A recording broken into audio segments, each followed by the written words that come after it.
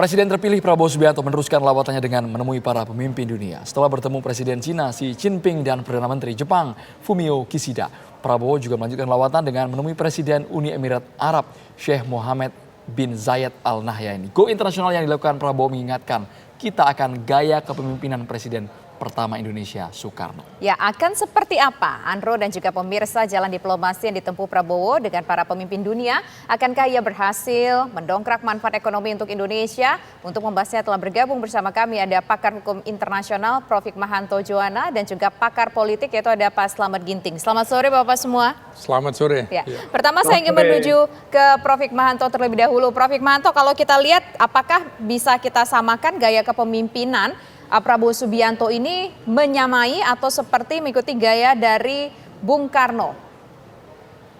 Ya, kalau menurut saya sangat-sangat bisa. Dan kenapa saya katakan sangat bisa? Karena saya lihat Pak Prabowo lebih berinteraksi dengan dunia luar berbasiskan nasionalisme. Karena apa? Pak Prabowo ini merasakan bahwa Indonesia selalu dipojok-pojokkan oleh negara-negara barat, negara-negara maju. Kita seolah-olah bisa dipermainkan. Dan figur Pak Prabowo ini ingin memunculkan bahwa Indonesia di bawah kepemimpinan Pak Prabowo tidak ada lagi ketidaksetaraan dalam berhubungan. Dan kita tahu Pak Prabowo ini pernah pada masa kecilnya berada di luar negeri, berinteraksi. Bahkan pernah beliau mengalami bagaimana sulitnya bagi orang berwarna untuk bisa disamai dengan mereka-mereka yang merasa dirinya besar. Ini yang akan dilawan oleh Pak Prabowo. Dan kalau kita bicara seperti itu, memang sudah seharusnya Indonesia dalam posisi seperti itu. Ini penting sekali dan sekarang ini Pak Prabowo menggalang hubungan. Beliau memang belum menjadi Presiden Indonesia, tetapi kita harus paham bahwa ketika beliau diundang oleh Presiden Xi Jinping, beliau diundang sebagai presiden terpilih. Walaupun beliau sudah tahu bahwa pada waktu itu belum ada putusan dari MK dan belum ada pengumuman resmi dari KPU. Tetapi Beijing mengambil start, mencuri start. Beliau ingin, Xi Jinping ingin membuat hubungan Indonesia di bawah Pak Prabowo mungkin sama seperti di bawah Presiden Jokowi. Tapi Pak Prabowo pandai karena beliau kemudian pergi ke Jepang yang seolah-olah membalance kekuatan ini. Jadi kita tidak mau berada di bawah satu negara besar. Kita ingin membalance dan mendapatkan manfaat. Dan sekarang pergi ke Timur Tengah, ke UAE, memperkenalkan wakil presidennya. Karena dari segi keamanan tidak mungkin pada waktu nanti presiden dan wakil presiden sudah dilantik, pada saat yang bersamaan itu mereka berada pada satu tempat di luar negeri. Tidak boleh terjadi seperti itu, karena kalau terjadi apa-apa, maka siapa yang akan memegang tampuk kekuasaan di Indonesia? Seperti itu. Baik, dari gaya dari diplomasi internasional, apa yang persamaan mencolok antara Prabowo dan juga Soekarno? Ya, tentu kita akan lihat bahwa Soekarno dulu tampil menjadi ketua gerakan non-blok, salah satu figur tokoh gerakan non-blok. Nah, sekarang kemudian sebelumnya juga ada konflik perang dingin antara blok barat dan blok timur, antara liberal dengan komunis. Maka kondisi sekarang adalah ketika geopolitik bergerak begitu cepat, maka harus ada akselerasi termasuk bagaimana kita menjalin hubungan internasional dengan politik luar negeri kita yang bebas aktif. Artinya kita tidak akan terpengaruh oleh negara-negara besar, dalam hal ini ada Cina, ada Amerika. Maka kita berkunjung ke Cina dan juga mungkin Prabowo dalam waktu dekat menurut saya sebelum pelantikan harus juga melakukan hubungan diplomatik, melakukan pertemuan dengan Presiden Joe Biden. Untuk apa? Untuk mempercepat pembelian alutsista kita, pesawat tempur F-15. Karena memang ancaman-ancaman itu tidak pernah bisa diperkirakan. Misalnya kita memang tidak punya masalah dengan Cina. Cina agak berulah dengan Filipina. Tapi kemudian apakah kita akan lalai? Tentu tidak begitu. Makanya kemudian kita harus memperkuat hubungan internasional kita, memperkuat kekuatan militer kita. Kekuatan nasional itu wujudnya antara lain adalah kekuatan militer. Negara yang demokrasinya kuat, biasanya militernya juga kuat. Karena itu untuk menghadapi misalnya ancaman dalam tanda petik Laut Cina Selatan, memang itu jalannya adalah konflik antara ASEAN dengan Cina, tapi kita tidak.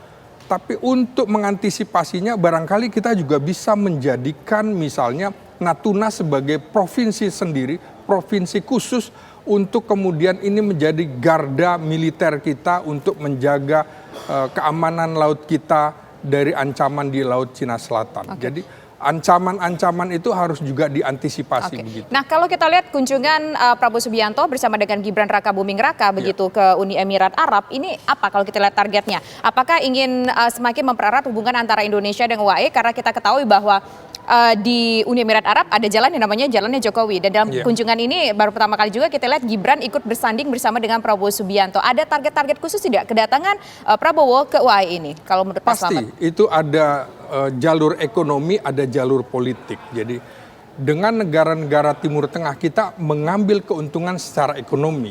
Sama dengan Cina, kita akan dekat dengan Cina karena dari Cina lah kita akan memperoleh kesempatan-kesempatan pinjaman-pinjaman ekonomi, keuntungan-keuntungan ekonomi. Tapi secara militer menurut saya, Indonesia di masa Prabowo akan lebih dekat ke Amerika. Jadi bandul ini akan tetap dimainkan sehingga kita tidak akan bisa dipengaruhi. Kita bisa dekat dengan Amerika, tapi kita juga bisa dekat dengan Rusia dan Cina. Seperti juga ketika kita punya pengalaman mengambil Irian Barat menjadi milik Ibu Pertiwi, ketika Amerika menekan kita karena mendukung Belanda, maka kita minta bantuan ke Uni Soviet. Maka militer kita waktu itu salah satu militer terkuat di wilayah selatan dunia. Baik. Prof. Hikmahanto, selain agar Indonesia dipandang setara dengan negara-negara lain dan juga tidak dipandang sebelah mata, benefit apa yang paling didapatkan oleh Indonesia ketika berkunjung ke UEA ini, khususnya Prabowo dan Gibran? Pertama adalah tentu memperkenalkan Gibran yang memang kalau dari sisi profil internasionalnya mungkin masih jauh begitu ya. Karena beliau adalah wali kota dan tidak terekspos dengan masalah internasional. Namun demikian pada waktu diperkenalkan juga Presiden UAE mengatakan bahwa tentu kenal ya, karena putra dari Pak Joko Widodo. Nah, tapi yang kedua yang terpenting adalah bagaimana nantinya ada tugas-tugas khusus mungkin yang akan dibebankan kepada Wakil Presiden terkait dengan hubungan di Timur Tengah. Karena Timur Tengah ini juga penting sekali dalam konteks untuk mau berinvestasi di Indonesia dan melakukan berbagai bantuan khususnya secara ekonomi. Karena jangan sampai Indonesia ini ketika kita membutuhkan banyak anggaran itu yang kita dapatkan dari luar negeri hanya terpusat pada satu titik saja. Jadi harus mempunyai alternatif lain, sehingga apa? Sehingga hutang itu tidak akan mengintervensi kedaulatan kita. Itu yang sangat penting dan itu yang mungkin Pak Prabowo sangat paham, sehingga beliau sebelum menjadi presiden, beliau sudah berinteraksi dengan berbagai pemimpin dan pemimpin-pemimpin dunia, mereka juga ingin sekali bertemu dengan Pak Prabowo untuk memastikan bahwa kepentingan mereka di Indonesia, kepentingan mereka di kawasan yang di mana ada Indonesia itu terjaga, tidak terganggu. Nah, ini yang menurut saya merupakan keunggulan dari Pak Prabowo nantinya ketika dilantik menjadi presiden. Karena para negara-negara asing ini melalui laporan dari diplomat-diplomatnya di Indonesia tahu betul visi Pak Prabowo ketika beliau maju menjadi presiden sejak tahun 2014 kemudian 2019.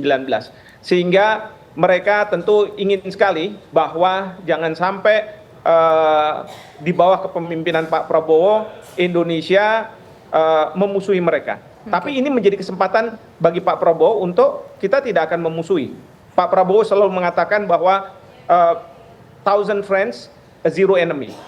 1000 teman itu terlalu sedikit, 1 musuh terlalu banyak.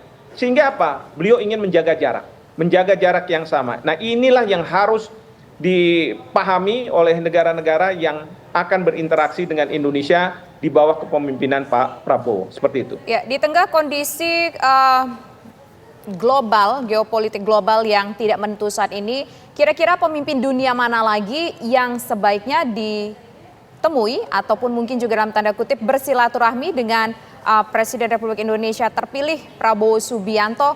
Kira-kira negara mana lagi? Apakah mungkin Indonesia juga dalam waktu segera sebelum dilantik Prabowo mesti bertemu dengan Joe Biden ataupun dengan katakanlah mungkin bertemu juga dengan Vladimir Putin ataupun juga pemimpin-pemimpin negara lainnya? Yang mana yang harus diprioritaskan terlebih dahulu? Nanti kita akan jawab ya usai jeda berikut. Kami kembali sesaat lagi.